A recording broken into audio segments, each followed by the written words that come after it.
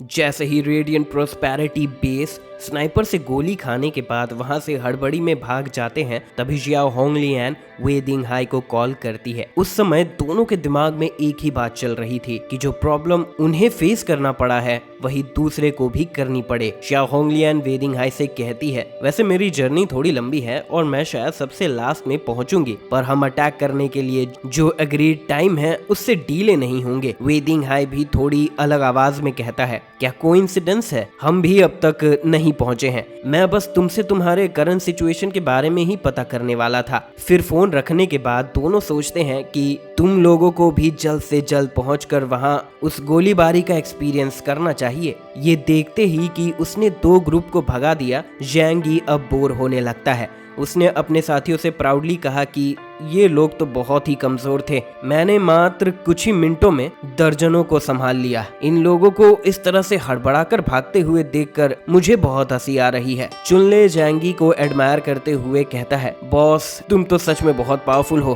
पर इन मिनियन से डील करना इतना भी मुश्किल नहीं है। हमें म्यूटेंट्स को मारने पे थोड़ा ध्यान देना चाहिए, स्पेशली हम लोग फ्रंट लाइन पर हैं, तो इससे हमें प्रेशर से थोड़ा राहत मिलेगा। जैंगी रिप्लाई करते हुए कहता है, मैं कोशिश कर सकता हूँ पर पॉसिबिलिटीज इतनी अच्छी नहीं है, क्योंकि म्यूटेंट्स जो अब तक सरवाइव कर चुके हैं, स्पेशली वो जो इनहैंस्ड और बीस्ट मैन स्ट्रेन है, उन्हें एक थर्मल वेपन से ज्यादा नुकसान नहीं पहुंचाया जा सकता है। तुम्हें पता है कि मेरी ताकत कमजोर अपोनेंट्स के खिलाफ डबल हो जाती है, पर अगर अपोनेंट बहुत ज्यादा स्ट्रॉन्ग है तो मैं तुम लोगों से भी तेज यहाँ से भाग सकता हूँ। मेरी rebound attack ability already enemy ने पता कर लिया है, तो हमें अब से लॉन्ग रेंज फायर आर्म से घबराने की कोई जरूरत नहीं है। इसी के साथ फर्स्ट लाइन ऑफ डिफेंस भी लंबे समय तक संभाला जा सकता है, स्पेशली उन लोगों के लिए। इन आइस और स्नो की वॉल जो कि कई मीटर मोटी है, उसे तोड़ना भी किसी हैवी वेपन से बहुत डिफिकल्ट होगा। अगला कौन होगा मेरी बुलेट को एक्सपीरियंस करने वाला? अपने टैक्टिकल स्कोप में जाएंगी तुरंत बहुत बड़े ग्रुप को फुट सोल्जर्स के साथ देखता है जो उसकी तरफ आ रहे थे, जो कि हजारों की संख्या में थे। जैंगी थोड़ा शॉक्ड होकर सोचता है कि इन लोगों को शूट करना केवल बुलेट्स की बर्बादी होगी। वो तुरंत बाकी सभी लोगों को इन्फॉर्म करता है कि स्नो वर्शिप सेक्ट के लोग आ चुके हैं। अंकल यू पूछता है, कल तुमने कहा था कि स्नो वर्शिप सेक्ट और एमराल्ड वाटर साइड बेस हमारी तरफ है, क्या होगा अगर वो हम पर अटैक करने लगे? क्या हम उन्हें मारेंगे या नहीं? जैंगी बिना हिचकिचाए जवाब देता है, कोई भी अगर डिफेंस लाइन की तरफ आने की कोशिश करे, चाहे वो कोई भी हो, बिना सोचे समझे उन्हें मार दिया जाएगा। इस बात से अंकल यू रिलैक्स हो जाते हैं। वो अपने सामने एक कपड़े को उठाते हैं जिसके नीचे बहुत सारा एम्यूनेशन और गैटलिंग गन्स होती हैं। स्नो वर्शिप सेक्ट के पहुंचने के बाद जिंगी जियान तुरंत कुछ और सेंस करता है। वैसे तो रेडियंट प्रोस्पेरिटी बेस और मॉर्निंग ड्यू को अभी तक आ जाना चाहिए था, पर वहां का सीन एकदम शांत था। उसे लगता है कि दोनों ने इंडिपेंडेंटली डिसाइड किया होगा ये प्रिटेंड करने का कि वो अभी यहाँ नहीं पहुंचे हैं ताकि दूसरा पहले प्रॉब्लम्स को फेस करे। पर स्नो वर्शिप सेक्ट कभी भी जैंगी के साथ ये बैटल नहीं लड़ना चाहते थे। जिंगी जियान अपने सबऑर्डिनेट्स को बोलता है कि अगर जैंगी दूसरे फैक्शन के अटैक को झेल लेता है और उनकी स्ट्रेंथ को घटा देता है, तो हम उनके साथ अपोनेंट्स के पीछे पेनफुल अटैक डिलीवर कर देंगे। पर अगर जैंगी आसानी से हार जाता है तो हमें अपना प्रॉमिस तोड़कर जैंगी के शेल्टर को आपस में शेयर करना होगा। कुछ समय बाद एमराल्ड वाटर साइड बेस की ग्रुप भी वहां पहुंचती है। उनके व्हीकल्स थोड़े पुराने थे, पर उनके पास बहुत सारे लार्ज नंबर में मजबूत स्लेज डॉग्स थे। वो लोग 500 वॉरियर से भी ज्यादा थे और उनके पास बहुत से गन्स और एम्यूनेशंस भी थे। चारों ग्रुप्स के पहुंचने के बाद जियाओ होंगलियान तुरंत एक ग्रुप कॉल स्टार्ट करती है। क्या सब लोग पोजीशन पे हैं? ओरिजिनल प्लान के हिसाब से हम चारों घर पर अलग अलग डायरेक्शन से अटैक करेंगे। ये सुनने के बाद जिंग तियान तुरंत बोलता है कि शेल्टर के पीछे का हिस्सा हम पे छोड़ दो। वे दिंगहाई डाउट एक्सप्रेस करते हुए बोलता है, इस रेसिडेंशियल एरिया के पीछे तो एक माउंटेन है, क्या तुम वहां से भागने का सोच रहे हो? जिंग तियान सोचता है, मैं तो बस यहाँ शो देखने आया हूँ, मैं उन्हें ये पता नहीं लगने दे सकता कि मैं माउंटेन के पीछे जाके कुछ भी नहीं करने वाला हूँ। तभी जिंग तियान सीरियसली कहता है, इस तरह के लो हिल्स हमारे लिए कुछ भी नहीं है, इस कारण से पीछे का डिफेंस सबसे वीक होगा और मैं उन्हें सरप्राइज से पकड़ना चाहता हूँ। सिचुएशन देखते हुए वे दिंगहाई यही कह सकता था कि फिर पीछे का डिफेंस तुम देखना और आगे का हम तीनों संभाल लेंगे।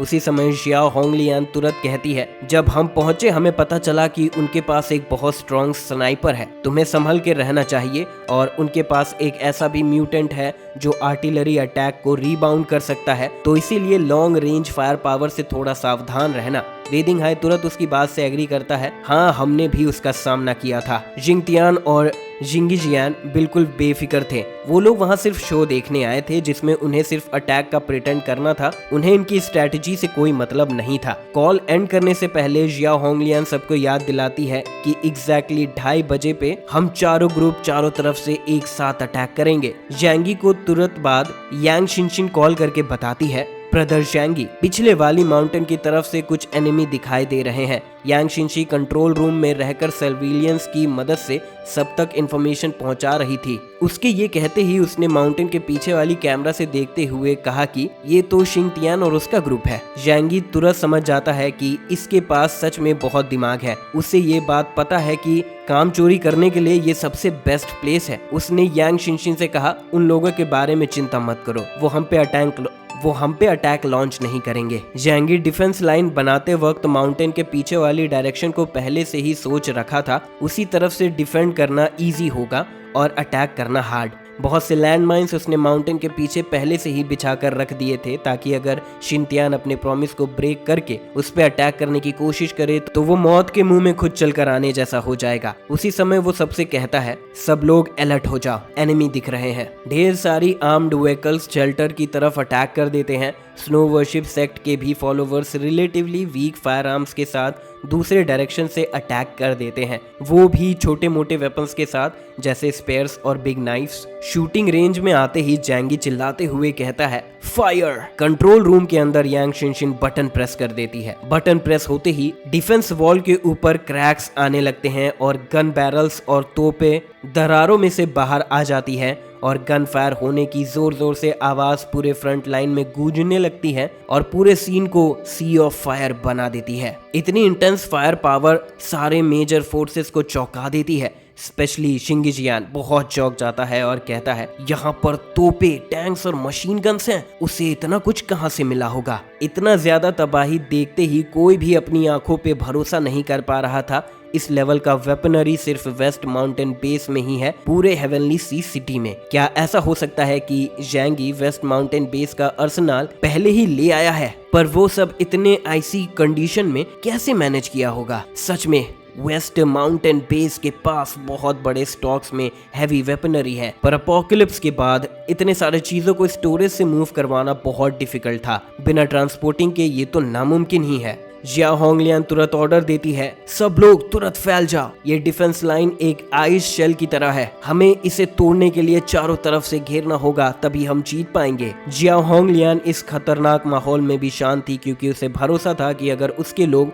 उस शेल्टर के करीब पहुंच गए तो उसे तोड़ा जा सकता है। फिर अंदर जो भी लोग होंगे इंक्लूडिंग जैंगी, उन्हें सरेंडर करना पड़ेगा, क्योंकि वू हायरन ने उसे बताया था कि शेल्टर के पास खुद का कोई डिफेंस सिस्टम नहीं है, ये सिर्फ एक सॉलिड शेल है। उधर माउंटेन के बैक साइड में जिनतियान, जो कि सिर्फ सीन को देख रहा है, उसका भी पसीना निकलने लगा इस ब्रूटल सीन को देखकर। अब उसे समझ में आया कि उसका पुराना क्लासमेट इन सभी को एक साथ ऑफेंड करने की हिम्मत कैसे कर रहा है। उसका कॉन्फिडेंस बहुत ज्यादा है। शिंगतियान माउंटेन के पीछे कुछ ना करने पे अपने वाइस चॉइस को साइलेंटली कांग्रेचुलेट करता है, फिर भी वहां अपने सबऑर्डिनेट्स को ओपन फायर करने का ऑर्डर देता है और कहता है कि किसी को एक शॉट भी नहीं लगना चाहिए। उसके पास एक सोल्जर कंफ्यूजन में पूछता है, यहाँ पे तो कोई भी नहीं है, तो सारा फायरिंग वेस्ट नहीं हो जाएगा? शिंगतियान उसको पंच मार के फिर से कहता है, बकवास मत करो, मैंने तुमसे किसी को हिट करने के लिए नहीं कहा है, सिर्फ यहाँ का माहौल वैसा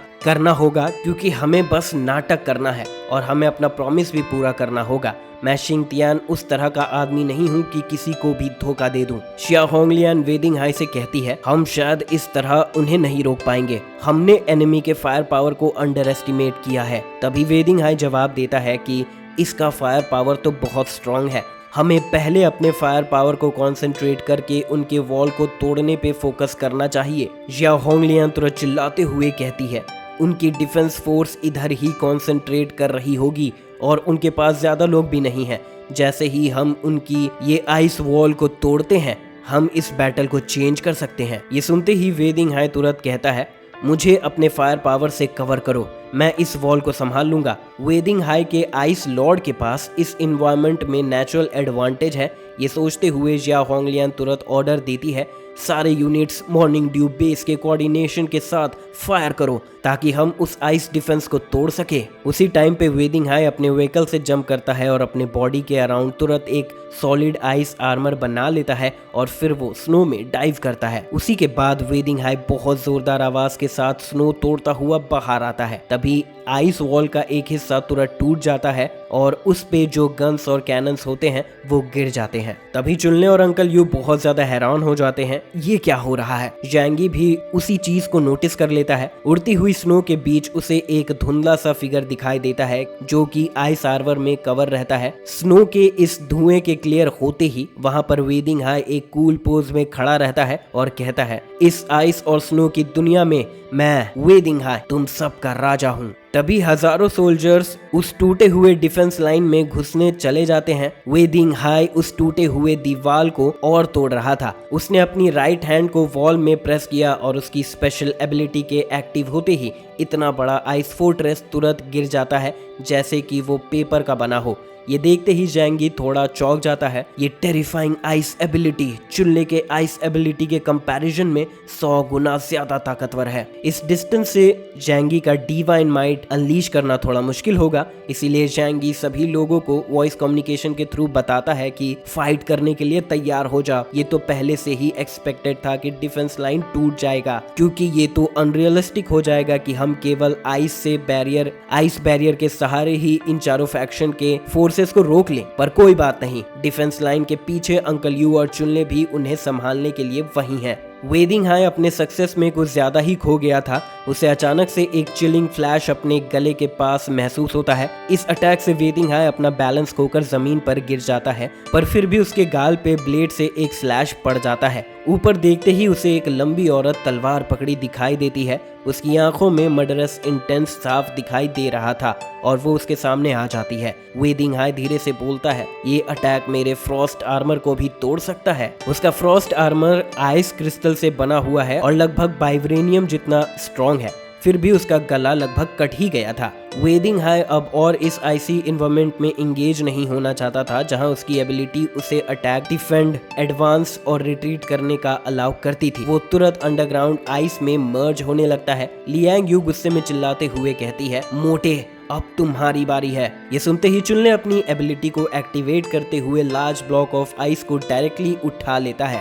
चुनले भी बहुत शौक था क्योंकि उसने कभी दूसरे आइस एबिलिटी यूजर के साथ फाइट करने का नहीं सोचा था। सिचुएशन अपने अगेंस्ट होते हुए देखकर वेदिंग हाई के पास कोई और चॉइस नहीं बचा था और वो उस आइस में से तुरंत बाहर निकल जाता है। पर जैसे ही वो जमीन पे लैंड करता है तभी लियांग यू उसे एक जोरदार स्लैश मारती है। तभी वेदिंग हाई के चेस्ट में एक 1/2 मीटर का क्रैक पड़ जाता है। वो अपने चेस्ट को दबाते हुए कुछ मीटर दूर जा गिरता है और देखता है कि उसके वाउंड बहुत ही धीरे हील हो रहे थे। उसने कभी भी जैंगी के ग्रुप में इतनी शानदार क्लोज कॉम्बैटेंट एक्सपर्ट एक्सपेक्ट नहीं किया था। वैसे तो उसका मिशन पूरा हो गया था, इसीलिए उसे और ज्यादा फाइट करने की कोई इच्छा नहीं थी, इसीलिए वो आइस में वापस डिसअपियर हो जाता है। लियांग यू उसका पीछा करना चाह रही थी पर उसके सामने अलग अलग बेसिस के काउंटलेस सोल्जर्स अपीयर हो जाते हैं और उस पे रेकलेसली अपने वेपन से अटैक कर देते हैं। उसी के रिस्पॉन्स में लियांग यू एक गहरी सांस लेती है और अपने तलवार उठाकर क्राउड पे अटैक कर देती है। ये देखते ही चुनले चिंता में आके लियांग यू पे चिल्लाने लगता है, टीचर लियांग थोड़ा सोच कर लड़ाई करो। इस पॉइंट पे जैंगी उन लोगों से कहता है, जाने दो उसे, मुझे लगता है उसे अच्छी फाइट करके अपने रीसेंट स्ट्रेस को रिलीज करने में मदद मिलेगा। तुम दोनों बस उस गैप को संभालने में ध्यान दो। उनके म्यूटेंट्स बस आने ही वाले होंगे और उनके साथ बहुत ही टफ बैटल होगी। हजारों सोल्जर शेल्टर की तरफ अटैक करने के लिए आगे बढ़ने लगे। जियाओ होंगलियान मौके का फायदा उठाते हुए अपनी बोतल से एक सिप लेकर आग की एक बड़ी लपट आइस डिफेंस लाइन की तरफ भेज देती है, जिससे कि आइस बैरियर तुरंत पिघलने लग जाता है। ये देखते हुए अलाइड फोर्सेस की मोरल हाई हो जाती है और जियाओ होंगलियान के कमांड को फॉलो करते हुए वेयरवुल्व्स और सोल्जर्स हवा के स्पीड से ही टूटे डिफेंस लाइन की तरफ जाने लगते हैं। तभी एक बड़ा स्नो स्टॉर्म डिफेंस लाइन के गैप के बीच में आने लगता है, क्योंकि चुनले अपनी एबिलिटी को एक्टिवेट करके बहुत ज्यादा स्नो समन करके गैप को ब्लॉक करने की कोशिश कर रहा था। उसी मोमेंट पे जायंट फ्लावर भी गैप के फ्रंट पे खड़ी हो जाती है और गुस्से में अपनी तरफ आते सभी सोल्जर्स पर दहाड़ती है। फ्लावर की इतनी खतरनाक दहाड़ सुन के कई सोल्जर्स के कान के पर्दे फट जाते हैं। तभी अंकल यू भी गैप के बीच अपीयर होते हैं। वो अपने हाथों में गैटलिंग गन लिए हुए और बुलेट बेल्ट पहने हुए थे। एक दहाड़ के बाद वो ट्रिगर को लॉक करके आते हुए सोल्जर्स पर ओपन फायर करना स्टार्ट कर देते हैं, जिससे कि सोल्जर्स की बॉडी छलनी हो जाती है। इस दौरान डिफेंस लाइन के बाहर लियांग यू फाइट से बहुत एक्साइटेड हो गई थी। उसकी एबिलिटी बहुत सिंपल थी। लिंग फेंग की तरह वो अपने एट्रीब्यूट्स को एनहांस कर लेती थी, चाहे वो स्पीड हो या स्ट्रेंथ या रिएक्शन हो या फिर इंट्यूशंस। पहले से ही वो मार्शल आर्ट मास्टर थी, पर अपनी इन एबिलिटीज के साथ उसे हराना और भी मुश्किल हो गया था। उसके स्वॉर्ड के हर एक स्लैश के साथ कई सोल्जर्स की जानें जा रही थी। उसकी एक ही अल्टीमेट टारगेट थी, जो कि शियाओ होंगलियान थी, जो कि बहुत ज्यादा दूर भी नहीं थी। लियांग यू अपने स्टूडेंट्स के मौत का बदला लेने के लिए बहुत बेताब थी। लियांग यू अपने रास्ते में आने वाले हर चीज को काटते हुए आगे बढ़ रही थी और जियाओ के पास जाने की कोशिश कर रही थी। तभी उसे अपने गाल पे एक शार्प चिल साइड से महसूस होती है। लियांग यू उस खतरनाक ब्लो को ड्रैगन रोड से ब्लॉक करती है। तभी वो वेयरवुल्फ लियांग यू को शिकारी की तरह देखते हुए कहता है, ये तो बिल्कुल भी ठीक नहीं है कि तुम मेरे लोगों को सब्जी की तरह काट रही हो। ये सुनते ही लियांग यू इंटेंस फ्लेम में जलने लगती है और उसकी आंखें डेमोनिक ब्लड रेड में चेंज हो जाती है। इस खतरनाक स्टेट में लियांग यू को जैंगी और यांग शिनशिन ने भी नहीं देखा है, पर फिर भी वेयरवुल्फ इस टेरिफाइंग फॉर्म को देखकर भी नहीं डरता है, बल्कि खुश हो जाता है। वो अपनी जीभ निकालकर डरावनी हंसी हंसने लगता है। बहुत बढ़िया कहते हुए वो एक अटैक स्टांस लेता है और उसका फॉर्म और बड़ा होने लगता है और उसके पंजे भी बहुत बड़े हो जाते हैं। लियांग यू उस वेयरवुल्फ को घूरते हुए अपनी लंबी तलवार धीरे से निकालती है और अपने अटैकिंग स्टांस में आ जाती है और चैलेंज को फेस करने के लिए तैयार हो जाती है। Top level martial artist master होने के कारण वो कई अलग अलग कंट्रीज के मार्शल आर्ट्स में प्रोफिशिएंट थी, स्पेशली अपने स्वॉर्ड टेक्निक में। लाइजुत्सु उसके one of the most skilled deadly moves में से एक था। वेयरवुल्फ के पास भी बहुत भयानक असॉल्ट स्पीड और इम्पैक्ट था। कुछ खतरनाक दहाड़ के बाद उसका फिगर धुंधला होकर गायब हो गया और वो हवा के स्पीड से मूव करते हुए लियांग यू की तरफ आने लगा। तभी वेयरवुल्फ के पंजे लियांग यू के जस्ट सामने से बिल्कुल वैसे ही गुजरते हैं जैसे वो आयरन क्लॉट उसके गले के पास से। अब इतना कुछ होता देख लियांग यू की आंखें पूरी तरह से लाल हो गई और उसने अपनी स्वॉर्ड को एक झटके में निकाला और एक ही स्ट्राइक के साथ उस वेयरवुल्फ के गले और आर्म्स को काट दिया। वेयरवुल्फ अभी भी अपने चार्जिंग पोस्चर में ही खड़ा था, पर जैसे ही लियांग यू की तलवार नीचे हुई, वेयरवुल्फ के आर्म्स और उसका हेड जमीन पर नीचे गिर गया। तभी लियांग यू जिया होंगलियान की तरफ देखने लगी। उसके रिवेंज की डिजायर अभी भी बाकी थी। इसी दौरान टूटे हुए डिफेंस लाइन पे अंकल यू, चुनले और फ्लावर पूरा दम लगा के डिफेंड कर रहे थे, पर सामने वाली तीनों फोर्सेस के पास बहुत ही पावरफुल म्यूटेंट्स थे। पर फिर भी uncle you dual Gatling terminator में बदल जाते हैं। हालांकि वो सिर्फ ऑर्डिनरी म्यूटेंट को ही मार रहे थे और किसी पावरफुल म्यूटेंट को कोई सस्टेंशियल डैमेज नहीं दे पा रहे थे। तभी एक ब्लू फ्लैश अंकल यू के साइड से आती है और अगले ही सेकंड अंकल यू के ऊपर एक फिगर अपेयर हो जाती है। वो वेदिंग हाई का असिस्टेंट चेन जुगान था, जो कि अंकल यू के बॉडी पे पाइथन की तरह लिपटा हुआ था और फिर उन्हें मसलने की कोशिश करता है। अंकल यू अपनी पूरी ताकत लगाकर उससे एस्केप करने की कोशिश करते हैं, पर वो ऐसा नहीं कर पाते। चेन जुगान हंसते हुए कहता है कि यहाँ तक कि हैवी स्नाइपर्स भी मुझे चोट नहीं पहुंचा सकते, तो तुम्हारी ताकत से मुझे एस्केप करना तो तुम्हारे लिए नामुमकिन है। चेन जुगान की एबिलिटी थी कि वो एक रबर मैन है, जो कि इफेक्टिव होता है अंकल यू जैसे टैंक लाइक बॉडी के लिए। फॉर्चुनेटली फ्लावर इस सीन को नोटिस कर लेती है और उन दोनों पे जोर से दहाड़ती है। फिजिकल स्ट्रेंथ के मामले में चेन जुगान अंकल यू के बराबर नहीं था। फ्लावर की इस दहाड़ से उसकी ईयर ड्रम फट जाती है और वो बेहोश हो जाता है। अंकल यू इस अपॉर्चुनिटी का फायदा उठाते हुए उसके चंगुल से छूट जाते हैं और उसकी पिटाई करने के लिए प्रिपेयर हो जाते हैं, पर फिर भी चाहे वो बेहोशी क्यों ना हो, वो अब भी लेदर की तरह टफ था, जिससे ना कि उसे तोड़ा जा सकता है और ना ही इंजर किया जा सकता है। म्यूटेंट्स को एक एक ज्वाइन करते हुए देखकर जैंगी थोड़ा घबरा जाता है। उसे पता था कि इस फाइट को कंटिन्यू करने से उसकी टीम बहुत ही खतरनाक सिचुएशन में फंस जाएगा। वो अपने किसी भी टीम मेंबर को इस फाइट में मरते हुए नहीं देख सकता है। वो सभी को वॉइस कम्युनिकेशन के थ्रू कहता है सभी लोग तुरंत शेल्टर की तरफ रिट्रीट करेंगे। लियांग यू तुम भी। रिट्रीट का ऑर्डर सुनते ही सभी लोग फाइट करते हुए रिट्रीट करना शुरू कर देते हैं। इस दौरान ऐसा लग रहा था कि लियांग यू रिट्रीट ना करके रिवेंज के लिए अटैक कर देगी, पर इसके बजाय वो सिंपली नीचे झुककर वेयरवुल्फ के हेड को उठाती है और तुरंत रिट्रीट करने के लिए शेल्टर की तरफ भागती है। आखिरकार इतने लंबे समय से लड़ते हुए उसकी एबिलिटी भी बहुत घट चुकी थी। बिना यांगमी के बनाए हुए खाने के वो अभी तक लड़ भी नहीं पाती, पर इस बार उसके एफर्ट्स खाली नहीं गए। कम से कम उसने एक पावरफुल म्यूटेंट को तो मार ही दिया है। जैंगी के स्नाइपर राइफल के कवर से ग्रुप तुरंत शेल्टर में रिट्रीट कर पाते हैं। इस समय तक जैंगी स्नो वॉरशिप सेक्ट के मेंबर्स को देखता है जो कुछ डिस्टेंस पे थे और वो कुछ भी नहीं कर रहे थे, इसलिए जैंगी उन्हें पनिश करने का डिसाइड करता है। इतनी मुश्किल में खुद से फाइट करने के बाद जैंगी बिना मेहनत के उन लोगों को सारा बेनिफिट नहीं लेने दे सकता था। उसने यांग शिनशिन से कंट्रोल रूम में कहा सारे के सारे फायर्स को स्नो वॉरशिप सेक्ट की तरफ एम कर दो। यांग शिनशिन के ऐसा करते ही सारे fire power network snow worship sect की तरफ तुरंत एक्टिवेट हो जाते हैं। अचानक से इतनी गोलीबारी से स्नो वॉरशिप सेक्ट को बहुत भारी नुकसान होता है। जिंगी जियान जैंगी के डायरेक्शन में पॉइंट करते हुए गुस्से में कहता है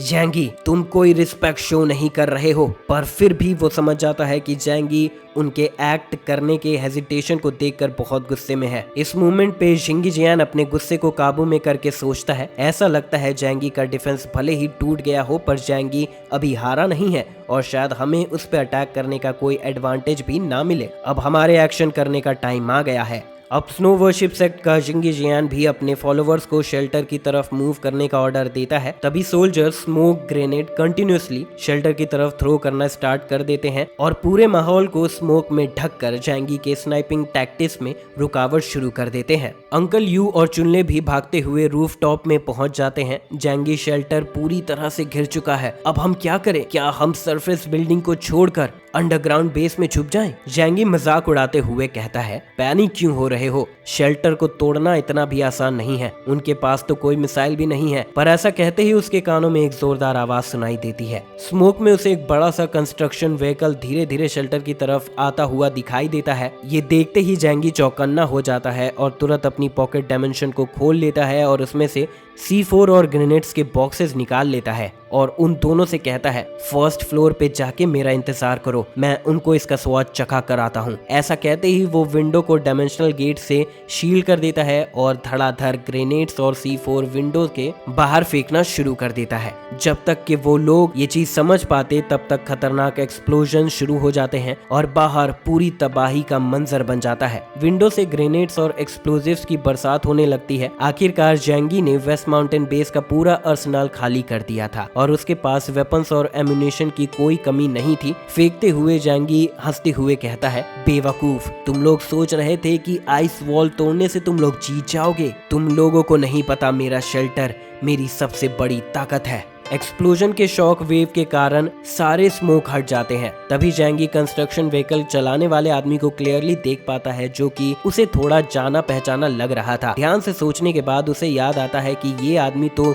वू हायरन है, जैंगलोंग कंपनी का मैनेजर। जैंगी ने उससे अपना सेफ हाउस और ये शेल्टर बनवाया था। जैंगी ये धीरे से बोलता है कि तो तुम लोगों के पास अभी तक ये था, इसीलिए तुम लोग मेरे शेल्टर पर अटैक करने के लिए इतना कॉन्फिडेंट थे। उसके ऐसा कहते ही जैंगी एक्सप्लोजिव्स के बहुत बड़े बंडल को कंस्ट्रक्शन व्हीकल की तरफ फेंक देता है। तभी एक फिगर कंस्ट्रक्शन व्हीकल के सामने आ जाता है और तुरंत 10 मीटर जितना लंबा हो जाता है। वो सारे बॉम्ब्स को एक स्प्रिंग की तरह बाउंस कर देता है। ये चेन जुगान था जो कि अंकल यू का लगभग बुरा हालत कर दिया था और उसकी एबिलिटी एक रबर मैन की है और नॉर्मल कंडीशन में वो सारे फिजिकल डैमेज से इम्यून है। उसकी मदद से कंस्ट्रक्शन व्हीकल तुरंत शेल्टर के साइड तक पहुंच गया था। एक लंबा मैकेनिकल आर्म उस व्हीकल से बाहर निकलता है और सही जगह ढूंढने के लिए अपनी गोल्डन फ्लेम से शेल्टर में कटिंग शुरू कर देता है। ज्या होंगलियान अभी भी बैटलफील्ड को संभाल रही थी। वो कमांड देती है सभी लोग फैल जाओ और जैंगी के काउंटर अटैक के एंगल को अवॉइड करते करते हुए शेल्टर के साइड्स में अटैक करो। ये देखकर जैंगी तुरंत मुसीबत में आने लगता है। उसी मोमेंट पे वॉइस सिस्टम भी एक अलर्ट इशू करता है। शेल्टर की वॉल्स को बहुत ही हाई टेम्परेचर पर कट किया जा रहा है और डैमेज लेवल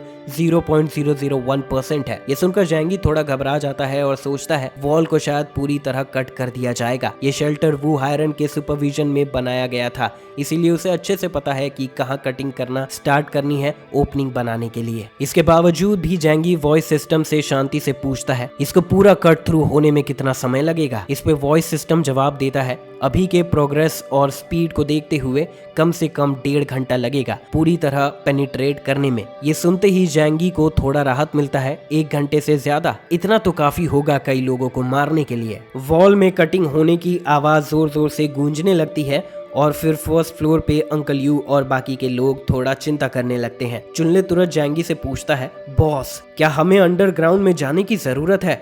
इस पे जैंगी बोलता है चिंता मत करो सब कुछ अंडर कंट्रोल है। इस दौरान शेल्टर के सामने वेदिंग हाई और जियाओ होंगलियान अपने जीत पे पूरी तरह से कॉन्फिडेंट थे। उनके हिसाब से भले ही उन्होंने अभी तक अपने कुछ सोल्जर्स को खो दिया है, पर जब तक वो लोग जैंगी के सप्लाईज को हासिल करने में कामयाब रहेंगे ये फाइट जायज रहेगी। उसके ऊपर से वो अपने इन्फ्लुएंस को भी वेस्ट माउंटेन एरिया में फैला सकते हैं जिससे कि उनके मैन पावर और रिसोर्सेज भी रिकवर हो सकते हैं। इस समय तक स्नो वर्शिप सेक्ट के फॉलोवर्स बिना नोटिस हुए क्राउड में फैल जाते हैं। 100 से भी ज्यादा स्नो वर्शिप सेक्ट के फॉलोवर्स क्लाउड में बिना पता चले घुल मिल जाते हैं। कुछ फॉलोवर्स दो सोल्जर्स के बॉडी को पकड़कर अपने एक्सप्लोजिव्स के पिन को खींच लिया जो कि उनके पूरे बॉडी में लगी हुई थी। जियाओ होंगलियान और वेदिंग हाई ये देखकर चौंक जाते हैं।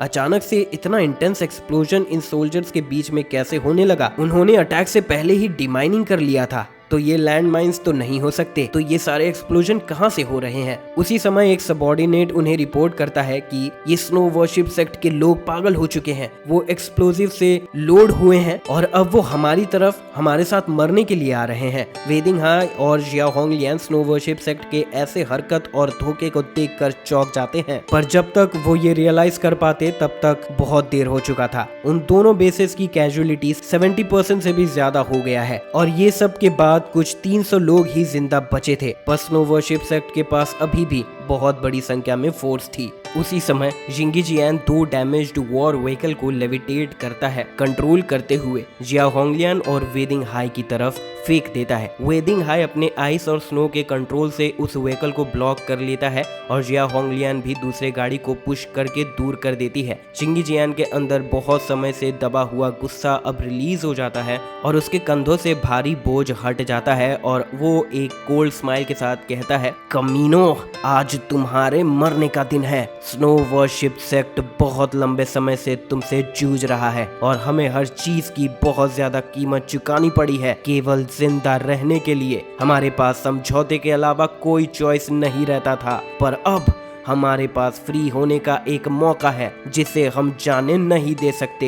ये बोलते हुए वो जोर जोर से हंसने लगता है। जिंगी जियान के कमांड से स्नो वर्शिप सेक्ट एक इंटेंस अटैक लॉन्च कर देते हैं। जैंगी ये सब अपने शेल्टर से देख रहा था और स्माइल करते हुए कहता है यही टाइम है उनको खत्म कर देने का। एक तरफ से स्नो वर्शिप सेक्ट और दूसरी तरफ से जैंगी दोनों के एक साथ अटैक करते ही रेडिएंट प्रोस्पेरिटी बेस और मॉर्निंग ड्यू बेसिस को फंसाया जा सकता है जहां से उनके निकलने का कोई रास्ता नहीं होगा। इस समय अंकल यू और चुनले यांगमी का बनाया खाना खाकर अपने स्ट्रेंथ को रिकवर कर रहे थे और ये बोला जा सकता है कि इस समय यांगमी की एबिलिटी बहुत काम आ रही थी। जो खाना वो बनाती थी उससे इनकी कंडीशन में तुरंत सुधार आने लग गया था। वो अपनी स्ट्रेंथ रिकवर करते ही तुरंत बाहर बैटल में वापस चले जाते हैं और एनिमीज से जोरदार फाइट फिर से शुरू कर देते हैं। बैटल सिचुएशन में सडन चेंज आते देख बैक माउंटेन में जिंगटियान एक डर महसूस करता है और उसके दिमाग में ये सवाल आता है कि स्नो वर्शिप सेक्ट अचानक से उन्हें धोखा क्यों दे रहा है, ये सब क्या चल रहा है। अच्छा है मैंने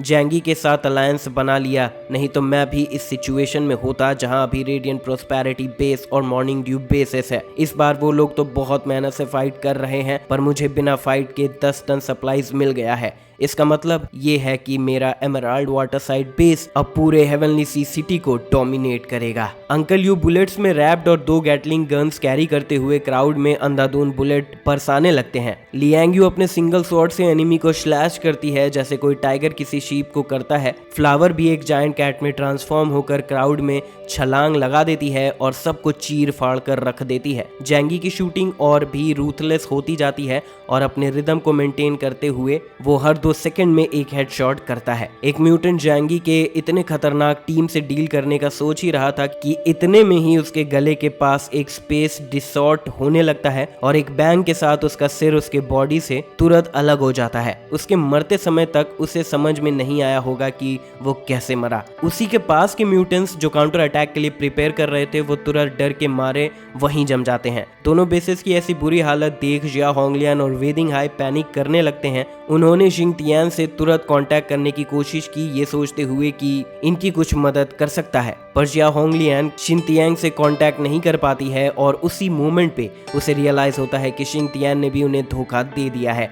वेदिंग हाई भी पैनिक करने लगता है। अभी कुछ समय पहले ही उसे बैक माउंटेन से मेजर अटैक लॉन्च होता हुआ सुनाई दिया था, पर डिफेंस लाइन के टूटने के बाद जब से शेल्टर को घेरा गया है उसने एमराल्ड वाटर साइड बेस के किसी भी मेंबर को नहीं देखा है, जो कि बहुत ऑब्वियस है। वेदिंग हाई जल्दी से चिल्लाते हुए कहता है, मॉर्निंग ड्यू बेसेस के सभी फोर्सेस तुरंत रिट्रीट करो। तभी वो जिया होंगलियान से भी कहता है, ये क्लियर है कि तीनों बेसेस ने साथ मिलकर हमें फंसाया है, तुम्हें भी अब जल्दी ही अपने बेस को लेकर रिट्रीट कर लेना चाहिए, नहीं तो बहुत लेट हो जाएगा। जिया होंगलियान गुस्सा और शौक दोनों ही थी। उसे ये समझ नहीं आ रहा था कि ये तीनों एक साथ कैसे आए, पर अभी गुस्सा करने का समय नहीं है और तो और फाइट कंटिन्यू करना भी बेवकूफ़ी होगी। इस हिसाब से उनके पास सिर्फ रिट्रीट करने का ही ऑप्शन है। रिट्रीट का ऑर्डर देते ही जिया होंगलियान फिर अपने बॉटल से एक सिप लेती है और अपने मुंह से blazing fire dragon snow worship sect की तरफ भेज देती है।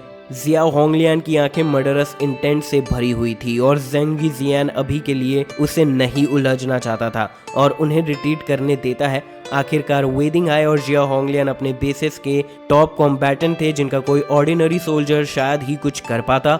अब जब उन्हें कमजोर करने का गोल अचीव हो ही गया था तो उन्हें एक साथ मारने का कोई मतलब नहीं था। दोनों ही बेसेस अपने रास्ते में आने वाली हर चीज को तबाह करते हुए बचे हुए आर्मर व्हीकल पर सवार होकर वहां से भाग जाते हैं। ये देखते हुए वू वायरन जो कि शेल्टर को कट करने की कोशिश कर रहा था उसे भी हार मानना पड़ता है और वो वहां से भागने की कोशिश करता है, पर जैंगी पहले से ही वू वायरन पर नजर बनाया हुआ था जो कि शेल्टर के सिक्योरिटी के लिए बहुत बड़ा खतरा था। जैसे ही वू वायरन जैंगी के शूटिंग के रेंज में आता है एक बुलेट उसके सर के आर पार हो जाता है और जैंगी अपने शेल्टर के फर्दर थ्रेट को भी एलिमिनेट कर देता है। लास्ट में शायद ही दोनों बेसिस के मिला के 100 सोल्जर्स वहां से बच के निकल पाए होंगे। काउंटलेस बॉडीज और व्हीकल्स उस पूरी जगह में फैले हुए थे। जैंगी और स्नो वर्शिप सेक्ट के लोग उनका पीछा नहीं करना चाहते थे। आखिरकार स्नो वर्शिप सेक्ट भी जैंगी के शेल्टर के बहुत करीब आ चुके थे और जैंगी लास्ट तक एनिमीज का पीछा करना समझदारी नहीं मानता था। जिंगी जियान उनके गायब होने तक उन्हें देखता है और लास्ट में वो अपने हाथों को उठाकर चिल्लाते हुए सेलिब्रेट करने लगता है, हम जीत गए,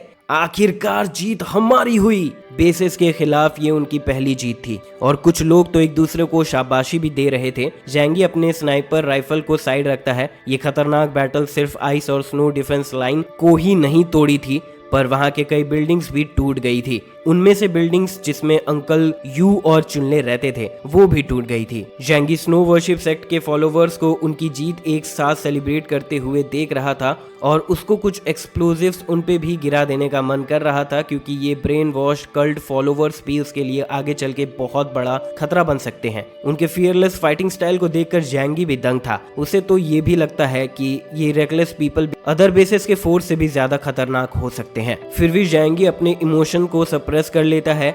उसे ये भी पता था कि स्नो वर्शिप सेक्ट के ग्रेटर रिसोर्सेस उसके लोग हैं। उनके और फॉलोवर्स को मारना भारी पड़ सकता है क्योंकि वो अपने नंबर्स को प्रोजिलिटाइजिंग के थ्रू तुरंत रिप्लेनिश कर लेंगे और ऐसा करने से सिर्फ जैंगी के दुश्मन ही बढ़ेंगे जो वो नहीं चाहता है। नीचे जाने के बाद जैंगी तुरंत जिंग तियान को कॉल करके बोलता है, तुम आकर बचा हुआ फूड ले जा सकते हो, पर जिंग तियान तुरंत जवाब देता है, कोई जल्दी नहीं है, हमें अभी कुछ चीजें हैंडल करना है। ये सुनकर जैंगी थोड़ा सरप्राइज हो जाता है, अब इसको और क्या करना है, पर ये मानते हुए कि एमराल्ड वाटरसाइड बेस इस बार अपने प्रॉमिस को फुलफिल कर चुका है, इसीलिए उसे ज्यादा ध्यान देने की जरूरत नहीं है। जैंगी बैटलफील्ड साफ करने के लिए शेल्टर से बाहर निकलता है। अब इस समय तक अंकल यू और चुनले भी पूरी तरह से थक चुके थे, यहाँ तक कि फ्लावर भी स्नो में पड़े हुए हाफ रही थी। सिर्फ लियांग यू सामने सीधे खड़ी थी, वो उसी डायरेक्शन में देख रही थी जिधर दोनों बेसेस भागे थे। जैंगी लियांग यू के पास आके उसके कंधे पे हाथ रखते हुए कहता है, अब सब खत्म हुआ। तुमने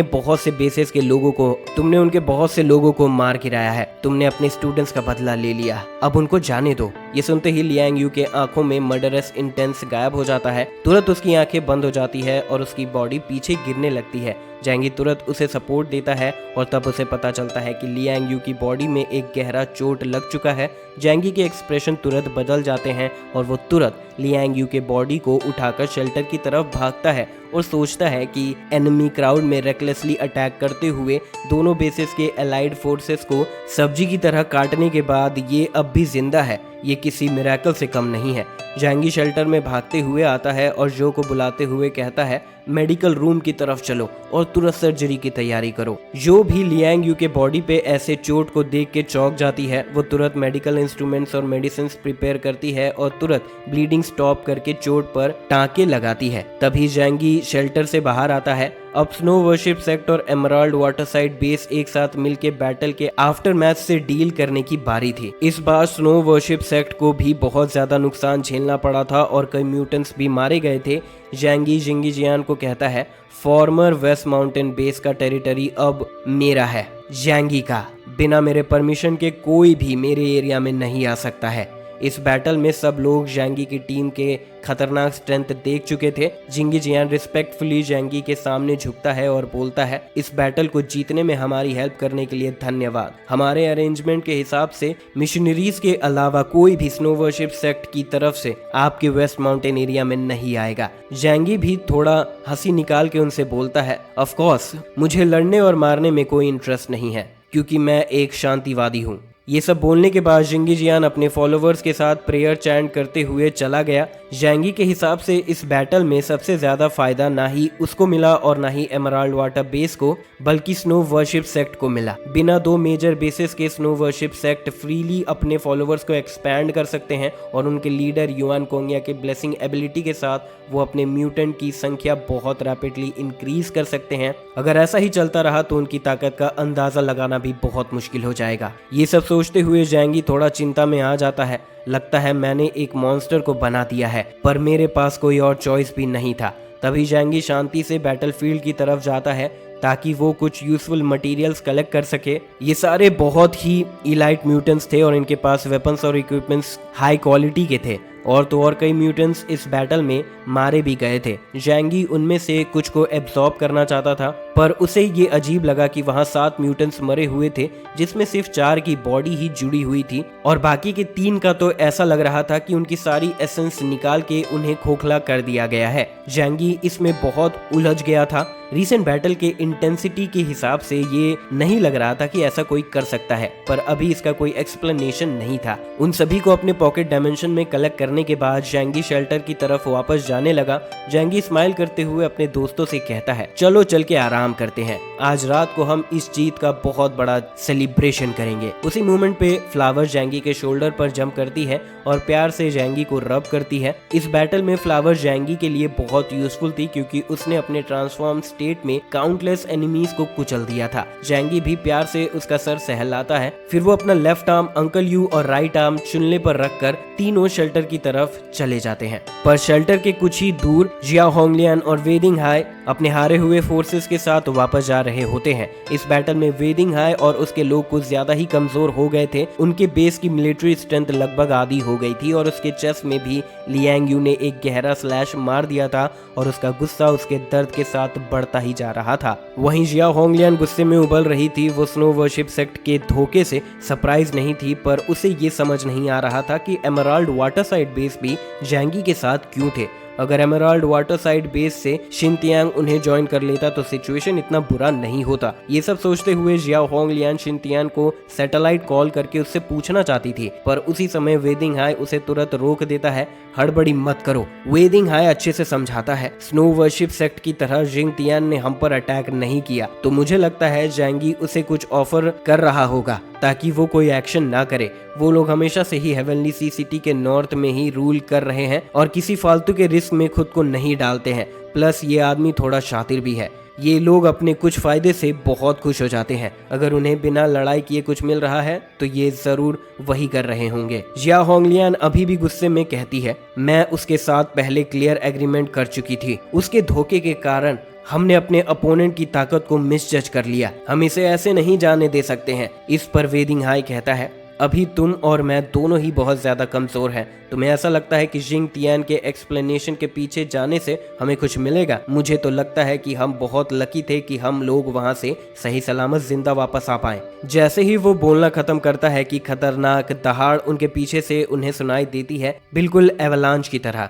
ये ऐसा लग रहा था कि हजारों ट्रूप्स उन पे अटैक कर रहे हों। वेदिंग हाई और जिया होंगलियान के चेहरे तुरंत बदल जाते हैं। तभी वो देखते हैं कि जिंग तियान अपने 100 आदमियों के साथ उसके रास्ते में खड़ा है। जिंग तियान एक बहुत बड़े कुत्ते पे बैठा जोर से हंसता है और कहता है, जिया होंगलियान, वेदिंग हाई, जाने की इतनी क्या जल्दी है? ये देखते हुए जिया होंगलियान थोड़े गुस्से में कहती है, जिंग तियान, ये तुम थे जिसने सबसे पहले हमारे एग्रीमेंट को तोड़ा था। अब तुम्हारा हमारे रास्ते को रोकने का क्या मतलब है? जिंग तियान एक कोल्ड स्माइल देता है और कहता है, क्या तुम्हें मेरी इंटेंशन नहीं पता है? तुम दोनों ही बहुत वेल्दी लैंडलॉर्ड्स हो, तो इसीलिए तुमसे टोल कलेक्ट करना ज्यादा नहीं होगा, है ना? जिंग तियान की ये रॉबरी देख दोनों ही बेसेस बहुत गुस्से में थे, पर किसी के अंदर कुछ बोलने का हिम्मत नहीं था। वेदिंग हाई ब्लफ करते हुए कहता है, ब्रदर जिंग तियान, मुझे ये नहीं समझ में आया कि तुम आज के फाइट से दूर क्यों थे। अगर हम तीनों बेस अपने फोर्सेस कंबाइन करके उस शेल्टर को हासिल करना चाहते तो पूरा वेस्ट माउंटेन एरिया हमारा होता। क्या तुम्हें पहले से ही जैंगी के ट्रू स्ट्रेंथ का अंदाजा हो गया था, जो तुमने बीच में ही खड़े होकर भी कुछ नहीं किया? जिंग तियान अपने कान साफ करते हुए लाइटली कहता है, हमारे एमराल्ड वाटर साइड बेस के पास बाहर गवर्न करने की कैपेसिटी नहीं है। तुम लोगों की तरह मेरे पास बहुत ज्यादा रिसोर्सेज या ट्रांसपोर्टेशन भी नहीं है। एंड में हम सिर्फ दूसरे के लिए सब कुछ करते रहेंगे और हमें कुछ भी नहीं मिलेगा। जबकि जैंगी हमें 10 टन फूड ऑफर कर चुका था ये नाटक करने के लिए। मैं क्यों नहीं मानता? वो मुझे 10 टन फूड ऑफर कर चुका था कुछ नहीं करने के लिए, जबकि तुम लोग मुझे मेरी लाइफ खतरे में डालने का सिर्फ एम्प्टी प्रॉमिस ऑफर कर रहे थे। ये तो कोई बेवकूफी अपने लिए चुनता है ना? जिंग तियान की बातें सुन के वो लोग स्पीचलेस हो चुके थे। इनफैक्ट वो लोग सीक्रेटली वेस्ट माउंटेन एरिया के हाई क्वालिटी रिसोर्स को आपस में बांटने का सोच रहे थे, जिसमें से कुछ एमराल्ड वाटर साइड बेस को नहीं मिलने वाला था। तभी जिंग तियान के एक्सप्रेशन बदल जाते हैं और वो कहता है, अब मैटर पर आते हैं। अब क्या हम टोल फी के बारे में बात कर लें? इस दौरान शेल्टर के अंदर यांगमी कंटिन्यूअसली खाना बनाने के एबिलिटी के कारण बहुत ज्यादा थक चुकी थी। इसीलिए जैंगी उसे कुक करने के लिए ना बोल के एक फुल टेबल डिलीशियस फूड अपने पॉकेट डायमेंशन से निकाल लेता है और इस जीत को प्रॉपरली सेलिब्रेट करता है। तभी जैंगी एक हैमबर्गर और एक cup of milk tea medical room में ले जाता है, जहां जो लियांग यू की सर्जरी कर रही होती है, जिसके इंजरीज बहुत ज्यादा सीरियस थे। सर्जरी सक्सेसफुल होती है क्योंकि लियांग यू एक स्ट्रेंथ एनहांस्ड म्यूटेंट थी। उसकी रिकवरी एबिलिटी नॉर्मल से बहुत ज्यादा थी, इसीलिए उसे जल्द ही हील हो जाना चाहिए था। अब इस मोमेंट पे जैंगी चैन की सांस लेता है और सोचता है, ये औरत सच में बहुत टफ है। पर जैंगी ये समझ जाता है कि वो इतना डेस्परेट फाइटिंग सिर्फ अपने रिवेंज के डिजायर से ही कर पाई जब तक वो गिर ना गई। जो उसकी तारीफ करते हुए कहती है, म्यूटेंट्स की एबिलिटी बहुत ही स्ट्रांग होती है। मैं टीचर लियांग यू को बहुत एडमायर करती हूँ। जैंगी हंसता है, जो की आंखों में उसे म्यूटेंट बनने की इच्छा दिखती है। हालांकि उन्हें अभी भी स्नो वर्शिप सेक्ट के बारे में ज्यादा पता नहीं है, इसीलिए वो म्यूटेंट बनने की एबिलिटी जो पे यूज नहीं करना चाहता। जैंगी प्यार से जो के फेस पर पिंच करता है और कहता है, तुम्हारी मेडिकल स्किल और किसी भी एबिलिटी से बहुत ज्यादा स्किलफुल है। मैं बिना म्यूटेंट्स के भी काम चला सकता हूँ, पर मैं तुम्हें एज अ डॉक्टर नहीं खो सकता। मेरे दिल में तुम सबसे ज्यादा इंपॉर्टेंट हो। इस दौरान सेलेस्टियल ट्रिब्यूट एरिया में स्नो वर्शिप सेक्ट का हेडक्वार्टर दिखाया जाता है। युआन कोंग्या एक ग्रुप ऑफ फॉलोअर्स को लीड कर रही थी। वो स्नो में अपने वॉरियर्स के जीत का आने का इंतजार कर रही थी। ये बैटल स्नो वर्शिप सेक्ट के फ्यूचर के लिए बहुत इंपॉर्टेंट था, पर फॉर्चुनेटली जिंगी जियान इस मिशन को फेल नहीं होने देता है और वो स्नो वर्शिप सेक्ट के आधे जीते हुए वॉरियर्स के साथ वापस आता है। वो लीडर युआन कोंग्या को रिपोर्ट करता है, भले ही हमने इस बार बहुत से फॉलोअर्स को सैक्रिफाइस कर दिया है, पर हमने एक सिग्निफिकेंट विक्ट्री को भी अचीव किया है। हमने मॉर्निंग ड्यू और रेडिएंट प्रोस्पेरिटी बेस को बहुत ही बुरी तरीके से हराया है। अब वो बहुत कमजोर हो चुके हैं और फ्यूचर में वो हमारे लिए कोई थ्रेट नहीं होंगे।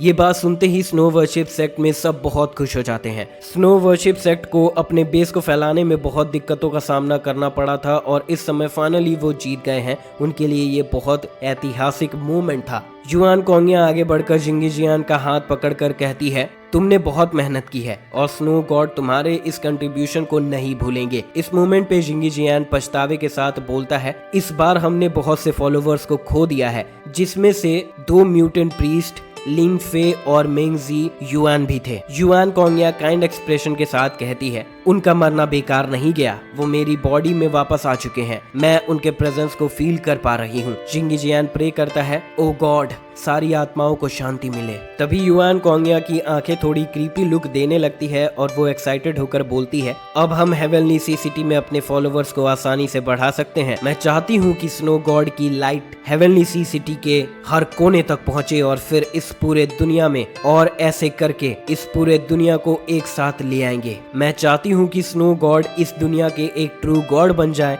और स्नो वर्शिप सेक्ट की चमक कभी भी खत्म ना हो। इसी के साथ सारे फॉलोअर्स अपने राइट हैंड को अपने चेस्ट पर रखकर युआन कोंग्या के साथ चिल्लाते हैं, स्नो वर्शिप सेक्ट की चमक कभी खत्म ना हो, स्नो वर्शिप सेक्ट अमर रहे।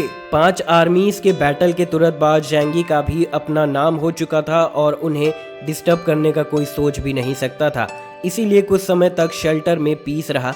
सारी वुमेन माजोंग खेल रही थी और अंकल यू और जैंगी चेस खेल रहे थे। चुनले और लू कैरन वीडियो गेम खेलते हुए दिन बिताने लगे। लियांग यू जो बहुत सीरियसली इंजर्ड हो चुकी थी, अब आसानी से अपने बैंडेज के साथ मूव कर पा रही थी। इतने उतार चढ़ाव के बाद लियांग यू के स्वभाव में भी बहुत चेंज आ गया था। पास की सारी प्रॉब्लम्स गायब हो गई थी और अब वो ज्यादातर उदास रहने लगी थी। अब वो किसी को भी बहुत ही कम रिस्पॉन्स करती थी। उसका लाइफ से मन भर गया था। जैंगी को ये सब पता था।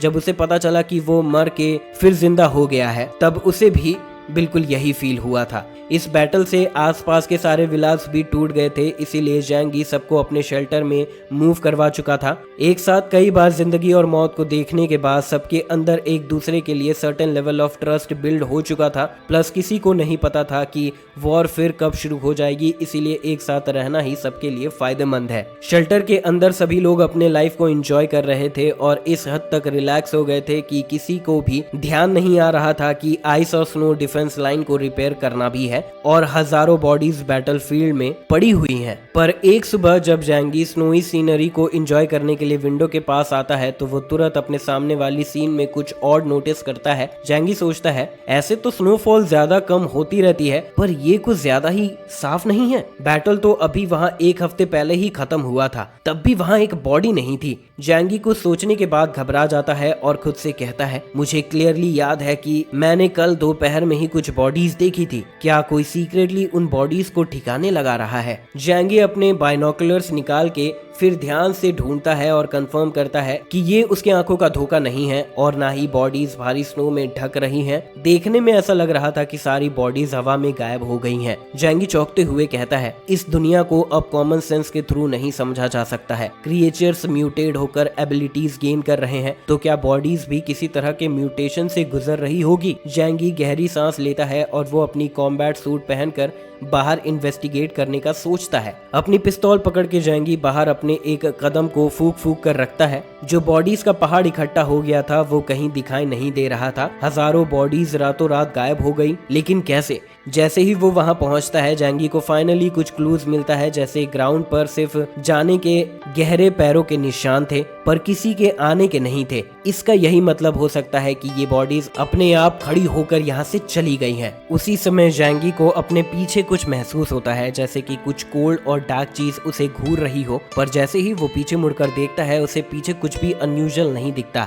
जैंगी को तुरंत अपने शरीर में सिरहन सी महसूस होती है और उसे थोड़ा डर भी लगने लगा। खैर वो गहरी सांस लेकर खुद को संभालते हुए कहता है कि ऐसे समय में मुझे पैनिक नहीं करना चाहिए। मैंने काउंटलेस लिविंग बीइंग को मारा है, तो क्या हो गया अगर वो लोग पहले से ही मरे हुए हैं, वो मेरा कुछ भी नहीं बिगाड़ सकते हैं। जैंगी हिम्मत जुटाता है और फुटप्रिंट्स के डायरेक्शन में आगे चलने लगता है जो कि ईस्ट की तरफ जा रहे थे। जैंगी उन्हें आगे फॉलो करने की हिम्मत नहीं जुटा पाया और जल्द ही वो शेल्टर में वापस आ जाता है। वो यांगमी से सबको तुरंत बुलाने के लिए कहता है जिसने जस्ट अभी ब्रेकफास्ट बनाई थी। सब लोग लाइटली ड्रेस पहन के लिविंग रूम में इकट्ठा हो जाते हैं जहाँ जैंगी बहुत ही टेंस मूड में था। जैंगी सबसे कहता है जो मैं तुम लोगों को अभी बताने जा रहा हूँ प्लीज घबराना मत, अपने सांसों को संभालो और मेंटली अपने आप को प्रिपेयर कर लो। मैं जस्ट अभी बाहर गया था और मुझे कुछ बहुत ही अजीब चीज पता चली है। हजारों बॉडीज रातों रात शेल्टर के बाहर से गायब हो गई है और ऐसा भी मुमकिन है कि वो सारे बॉडीज खुद खड़े होकर वहां से चली गई। ये बात सुनते ही सब दंग रह गए, खास करके औरतें जो कि बहुत डर गई थी। जो का फेस पीला पड़ गया था और उसने लड़खड़ाती हुई आवाज में कहा ये कोई मजाक नहीं है और अगर है तो ये बहुत डरावना मजाक है। डॉक्टर होने के नाते वो इस बकवास को मानने से साफ इनकार कर देती है। जैंगी फिर सर हिलाते हुए बोलता है मैं भी इन बातों पर भरोसा नहीं कर पा रहा हूँ, पर फैक्ट हमारे आंखों के सामने है, तुम खुद जाके देख सकते हो। जैंगी उन्हें अश्योर करता है कि हम सब जानते हैं कि ये एरा म्यूटेटेड क्रिएचर से भरा हुआ है। किसी भी तरह का स्ट्रॉन्ग ऑक्यूरेंस हमारे लिए अनयूजुअल नहीं है। हमें तुरंत किसी कंक्लूजन पे नहीं पहुंचना चाहिए। ब्रेकफास्ट के बाद जो भी फाइट करने के हालत में हो वो मेरे साथ इन्वेस्टिगेशन के लिए चले। ब्रेकफास्ट के बाद सब लोग तैयार होकर जैंगी के गाड़ी में फुटप्रिंट्स के डायरेक्शन में आगे बढ़ने लगे जो कि एक केव एंट्रेंस के पास आकर मिस्टीरियसली गायब हो गई। जैंगी और उसके ग्रुप कार से उतरकर इतना बड़ा और गहरा केव जो कि स्नो कवर्ड ग्राउंड पर है उसे देखने के लिए आगे बढ़ते हैं और देखते हैं कि एक बहुत डार्क केव दिखाई देता है जिसे देखकर लग रहा था कि वो हर चीज को अपने अंदर समा लेगा। चुनले को समझ नहीं पाता है और धीरे से बोलता है ये क्या चीज है और सारी बॉडीज यहाँ क्यों आ रही है? क्या ऐसा हो सकता है कि इन्हें कोई ताकत यहाँ खींच रही हो? पीछे से जैंगी बोलता है आज के समय में एबिलिटीज के मैनिफेस्टेशन हमारे समझ के भी परे हैं, पर अगर कोई इन्हें 10 किलोमीटर दूर यहाँ आने के लिए कंट्रोल कर सकता है तो उस म्यूटेंट की ताकत बहुत इनक्रेडिबली पावरफुल होगी। इस सीन से सब शांत हो जाते हैं। इस कोल्ड अपोकलिप्स के कारण हेवनली सी सिटी के लगभग 20 मिलियन लोग मारे जा चुके हैं। अगर किसी के पास सच में ऐसी कैपेबिलिटी है तो वो आसानी से किसी भी ग्रुप को खत्म करने की पावर रखता है। चुनले कांपते हुए कहता है क्या ये ज़ोंबीज हो सकते हैं? जैंगी अपना सर हिलाते हुए कहता है अगर ये सच में ज़ोंबीज होंगे तो इन्हें संभालना इजी होगा हमारी अभी की कैपेबिलिटी के हिसाब से। क्या तुम्हें लगता है कि ज़ोंबीज हमारे लिए कोई खतरा हो सकते हैं? हम किसी भी आर्म्ड जिंदा लोगों से भी नहीं डरते हैं, तो हम उन स्लो मूविंग ज़ोंबीज से क्यों डरे?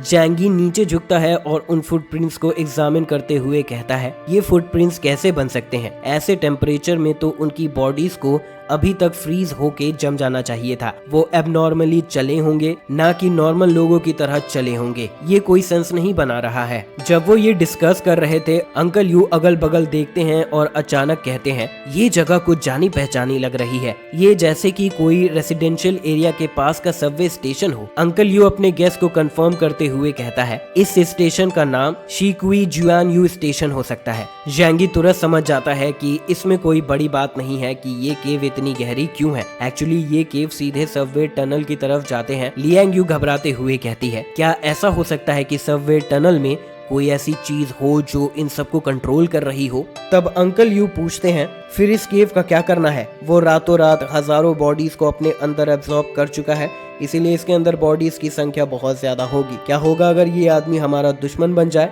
तब हम लोग बहुत मुसीबत में पड़ सकते हैं। जैंगी अपना हाथ हिलाते हुए कहता है अभी के लिए वापस चलते हैं और ये मान लेते हैं कि हम यहाँ नहीं आए थे। उसने हमसे अभी तक कोई लड़ाई नहीं किया है और अगर हम उन्हें हरा नहीं पाए तो हम सिर्फ उन्हें अवॉइड करेंगे। जैसे ही जैंगी सबको वापस चलने के लिए कहता है लियांग यू उससे पूछती है क्या हम इन बॉडीज के प्रॉब्लम को ऐसे ही छोड़कर चले जाएंगे? अगर ये ऐसे ही डेवलप होने लगे तो क्या ये हमारे लिए आगे चल के प्रॉब्लम नहीं बनेंगे? जैंगी एक शैतानी हंसी हंसने लगता है और कहता है, इस पर भी ज्यादा ध्यान नहीं देते हैं। आफ्टर ऑल अगर सच में कोई प्रॉब्लम होगी तो इससे सबसे ज्यादा दिक्कत में हम नहीं होंगे, क्योंकि हेवनली सी सिटी का सबवे स्टेशन पूरे शहर में फैला हुआ है और लाक मैनर इस शेल्टर के सबसे किनारे में है। ये सबवे लाइंस दूसरे टेरिटरीज के साथ बहुत उलझी हुई है। अगर कोई दिक्कत होती है तो उन्हें ही सबसे ज्यादा प्रॉब्लम फेस करना होगा। इस समय तक snow worship sect, radiant prosperity और मॉर्निंग ड्यू बेस के टेरिटरी में अपने फॉलोअर्स को बहुत स्पीड में बढ़ा रहे हैं और बहुत से सर्वाइवर्स और फॉलोअर्स को अपनी तरफ अट्रैक्ट कर रहे हैं और अपने ग्रुप को बहुत क्योटिक मैनर में बढ़ाते जा रहे हैं। उस दिन ग्रैंड क्लेरिक बिल्डिंग 18 में फिर से विजिट करते हैं फ्रॉस्ट एसेंस मिलने और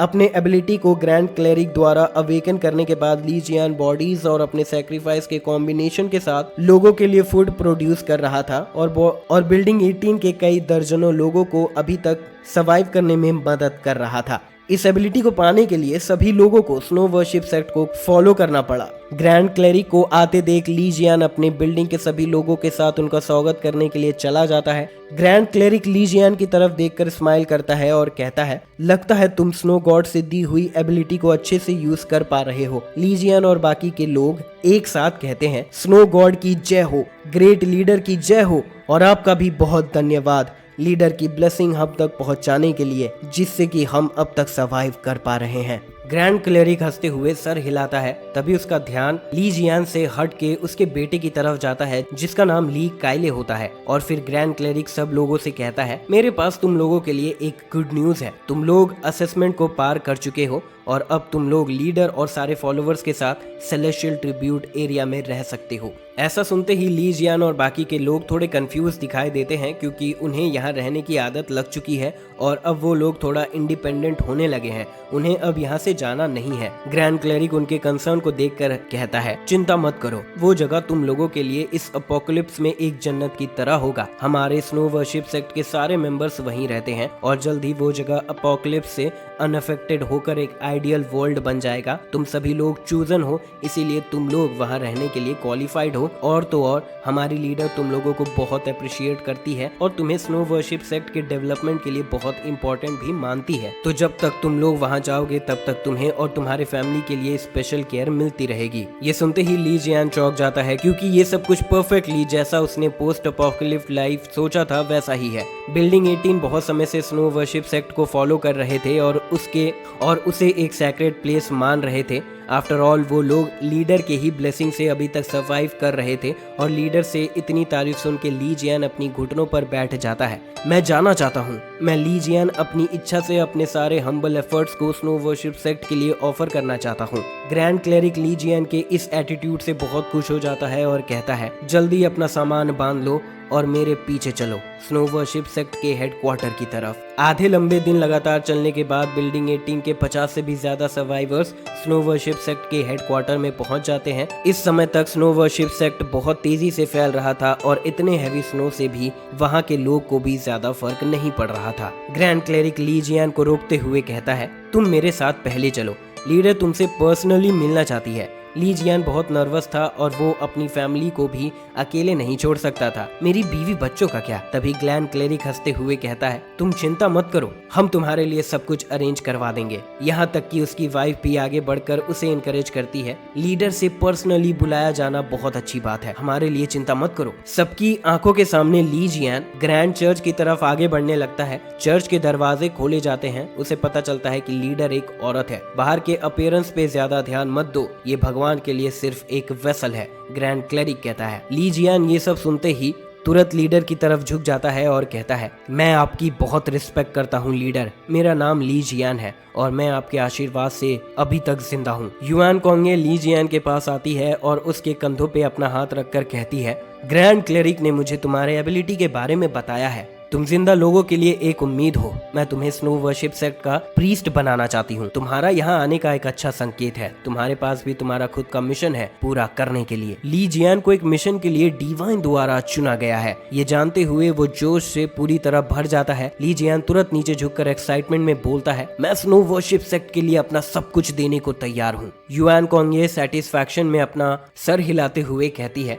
मेरे साथ चलो। कुछ ही समय के बाद वो लोग एक खाली बिल्डिंग में आ जाते हैं और तुरंत ली जियान एक बहुत ही बड़े पेड़ के सामने आ जाता है। इससे पहले कि ली जियान कुछ समझ पाता, युआन कॉन्ग ये कहती है, ये हमारे स्नो वर्शिप सेक्ट का एक बहुत सैक्रेड ट्री है। इसके रूट्स हंड्रेड्स ऑफ मीटर नीचे जाकर न्यूट्रिएंट्स खींच सकते हैं और फ्रूट भी प्रोड्यूस कर सकते हैं। ये फ्रूट स्नो वर्शिप सेक्ट के फूड का मेन सोर्स है और ये हमारे सर्वाइवल के होप का रिप्रेजेंटेशन है। उसके ऐसा कहते ही युआन कॉन्ग ये ली जियान को वो ब्लड रेड फ्रूट देती है और उसे थोड़े क्रीपी एक्सप्रेशन के साथ देखती है और पूछती है, क्या तुम इसे ट्राई करना चाहोगे? ली जियान अभी भी बहुत शौक में था क्योंकि उसने कभी भी इतना बड़ा और विचित्र पेड़ नहीं देखा था और इसके फ्रूट एप्पल की तरह लग रहे थे, पर एप्पल नहीं थे। ली जियान फ्रूट ले लेता है और अचानक से उसके नाक में बहुत ही अच्छी खुशबू जाती है और उसने ऐसी स्मेल कभी भी नहीं सूंघी थी। वो फ्रूट के बहुत बड़े बड़े बाइट्स खाने लगता है जैसे वो किसी के वश में हो और एक चिपचिपी सी लिक्विड जो कि बिल्कुल खून की तरह लग रही थी उसके मुंह के किनारे से निकलने लगती है।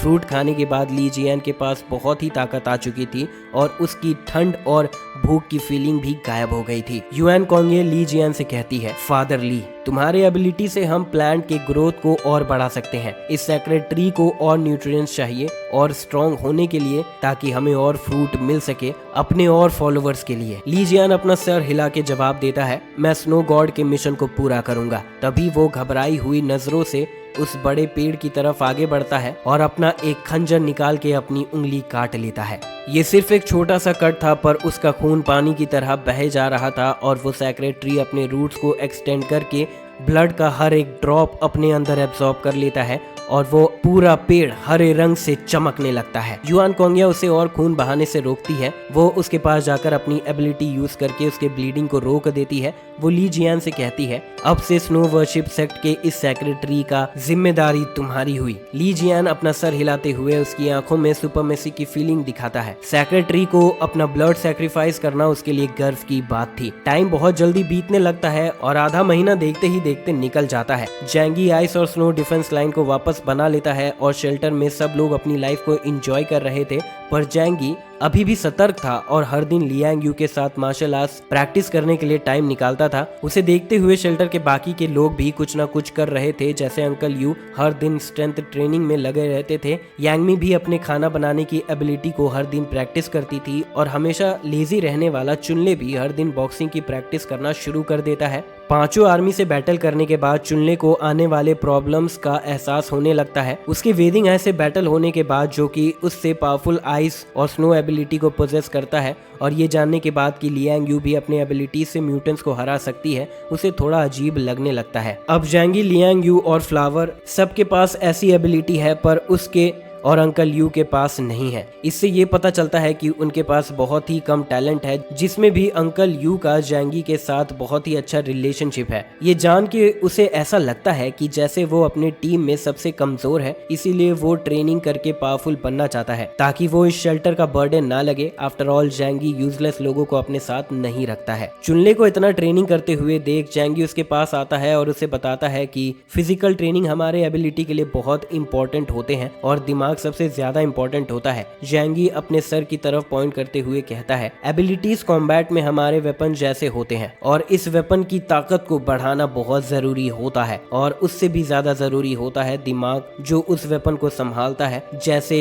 जब कोई मास्टर एक स्टोन को फेंकता है तो वो किसी ऑर्डिनरी पर्सन के हाथों से चलाई जाने वाली बुलेट से भी ज्यादा पावरफुल होता है। ये सुनते ही चुनले को ये बात समझ आ जाती है कि वो अपने एबिलिटी के स्ट्रेंथ पर कुछ ज्यादा ही रिलाई करता था, पर ये याद करके कि जैंगी ने कैसे लिंग फेंग को हराया था, ऐसा केस हो जाता है जहां वीक स्ट्रॉन्ग को ओवरकम कर सकता है। ये रियलाइज होते ही चुनले का पर्सपेक्टिव और फैल जाता है। वो सोचता है कि भले ही उसके पास किसी म्यूटेंट को हराने की ताकत ना हो, पर अगर वो अपने एबिलिटी को अपने फुलेस्ट एक्सटेंट तक डेवलप कर पाता है तो इससे वो बहुत पावरफुल हो सकता है। यांग शिनशिन लगातार इंटेलिजेंस इकट्ठा कर रही थी और वो जैंगी को मेजर पावर के करंट सिचुएशन के बारे में बताती है। वो सक्सेसफुली सारे फोर्सेस के नेटवर्क को हैक कर चुकी है और उनके सारे मूवमेंट्स को शांति से ऑब्जर्व कर रही है। स्नो वर्शिप सेक्ट और एमराल्ड वाटर साइड बेस के नेटवर्क कैपेबिलिटीज बहुत लो थे और वो साइबर सिक्योरिटी पे ज्यादा ध्यान नहीं दे रहे थे, जिससे उनके नेटवर्क को हैक करना बहुत आसान हो गया था। मॉर्निंग ड्यू बेस और रेडियंट प्रोस्पेरिटी बेस के नेटवर्क डिफेंस हाई लेवल पे थे, जिससे कि यांग शिनशिन उनके कोर नेटवर्क एरिया को हैक नहीं कर पा रही थी, फिर भी उनके डेली एक्टिविटी पर नजर रख सकती थी। हाल फिलहाल में ऐसा लगता है कि एमराल्ड वाटरसाइड बेस आइसोलेशन में रहने का डिसाइड कर चुके हैं, जिससे ये पता चलता है कि उन्हें अपने बेस को और एक्सटेंड करने का कोई इरादा नहीं है। मॉर्निंग ड्यू बेस का वेदिंग हाई भी बहुत सीरियसली इंजर्ड था और सिर्फ अपने डिफेंस पे ध्यान दे रहा था। रेडिएंट प्रोस्पेरिटी बेस अपने एरिया में स्टेबल थे, जिससे कि उनका ऑयल रिफाइनरी भी सेफ था। स्नो वर्शिप सेक्ट, जिन्हें इस 5 आर्मी बैटल से सबसे ज्यादा फायदा हुआ है, वो अब अंधाधुन अपने फॉलोवर्स को बढ़ाए जा रहे हैं। उसी समय वेस्ट माउंटेन बेस के अंदर फोर्थ लाइफ पॉड के थिक आयरन पॉड से अचानक से बहुत तेज आवाज आने लगती है। फिर अचानक से एक जोरदार आवाज आती है, वहां के दरवाजे अपने आप खुल जाते हैं और उसमें से बिना आंखों वाले ज़ोंबीज निकलते हैं, जो कि पूरे पैसेज में फैल जाते हैं।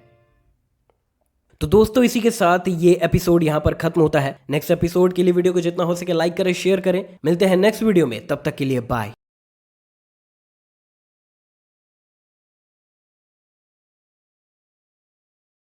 खत्म। Bye bye, tata, good bye, गया।